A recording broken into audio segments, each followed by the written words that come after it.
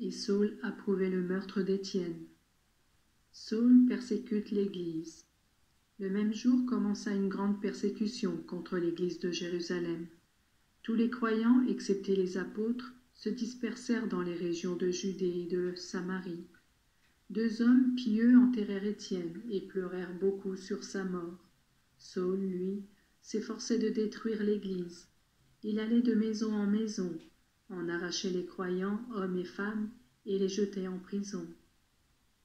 Philippe annonçait la bonne nouvelle en Samarie. Ceux qui avaient été dispersés parcouraient le pays en annonçant la bonne nouvelle. Philippe se rendit dans la principale ville de Samarie et se mit à annoncer le Messie à ses habitants. Les foules dans leur ensemble étaient très attentives à ce que disait Philippe, quand elles l'entendaient et voyaient les miracles qu'il accomplissait. En effet, des esprits mauvais sortaient de beaucoup de malades en poussant un grand cri, et de nombreux paralysés et boiteux étaient également guéris. Il y eut ainsi une grande joie dans cette ville. Un homme appelé Simon se trouvait déjà auparavant dans cette même ville. Il pratiquait la magie et provoquait l'étonnement de la population de Samarie. Il prétendait être un homme important, et tous, des plus jeunes aux plus âgés, lui accordaient beaucoup d'attention. On disait « Cet homme est la puissance de Dieu, celle qu'on appelle la grande puissance. » Il lui accordait donc beaucoup d'attention, car il y avait longtemps qu'il les étonnait par ses pratiques magiques. Mais quand ils crurent à la bonne nouvelle que Philippe annonçait au sujet du royaume de Dieu et du nom de Jésus-Christ, ils se firent baptiser, hommes et femmes. Simon lui-même crut et fut baptisé. Il restait auprès de Philippe et il était rempli d'étonnement en voyant les grands miracles et prodiges qu'il accomplissait. Les apôtres qui étaient à Jérusalem apprirent que les habitants de la Samarie avaient reçu la parole de Dieu. Ils leur envoyèrent alors Pierre et Jean. Quand ceux-ci arrivèrent en Samarie, ils prièrent pour les croyants afin qu'ils reçoivent le Saint-Esprit, car le Saint-Esprit n'était encore descendu sur aucun d'eux. Ils avaient seulement été baptisés au nom du Seigneur Jésus. Alors Pierre et Jean posèrent les mains sur eux et ils reçurent le Saint-Esprit. Quand Simon vit que l'Esprit était donné aux croyants au moment où les apôtres posaient les mains sur eux, il offrit de l'argent à Pierre et Jean et dit « Donnez-moi aussi ce pouvoir, afin que celui sur qui je poserai les mains reçoive le Saint-Esprit. » Mais Pierre lui répondit « Que ton argent soit détruit avec toi, puisque tu as pensé que le don de Dieu peut s'acheter avec de l'argent. Tu n'as aucune part ni aucun droit en cette affaire, car ton cœur n'est pas honnête devant Dieu. Détourne-toi donc de ta mauvaise intention, et prie le Seigneur pour que, si possible, il te pardonne d'avoir une telle pensée.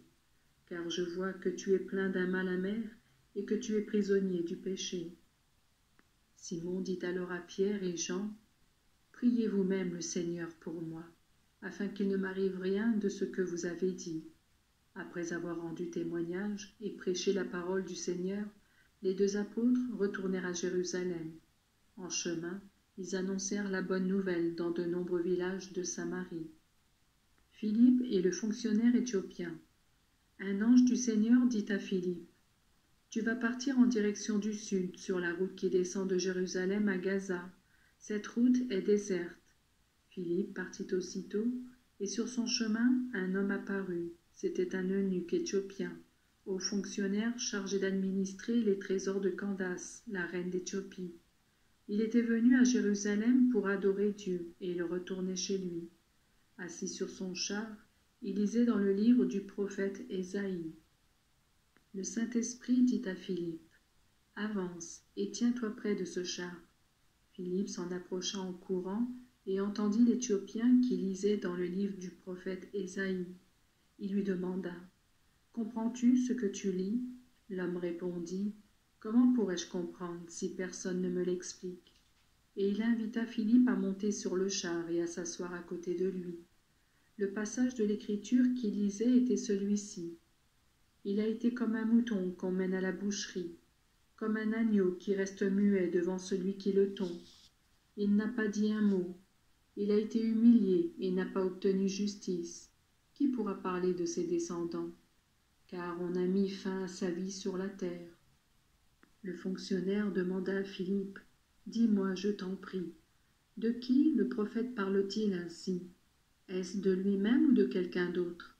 Philippe prit alors la parole, et en partant de ce passage de l'Écriture, il lui annonça la bonne nouvelle qui concerne Jésus. Comme ils continuaient leur chemin, ils arrivèrent à un endroit où il y avait de l'eau. Et le fonctionnaire dit, « Voici de l'eau, qu'est-ce qui empêche que je sois baptisé ?» Philippe lui dit, « Si tu crois de tout ton cœur, tu peux être baptisé. » Et l'homme répondit, « Je crois que Jésus-Christ est le Fils de Dieu. » Puis il fit arrêter le char. Philippe et le fonctionnaire descendirent tous les deux dans l'eau, et Philippe le baptisa. Quand ils furent sortis de l'eau, l'Esprit du Seigneur enleva Philippe. Le fonctionnaire ne le vit plus, mais il continua son chemin tout joyeux. Philippe se retrouva à Azote, puis il passa de ville en ville en annonçant partout la bonne nouvelle, jusqu'au moment où il arriva à Césarée.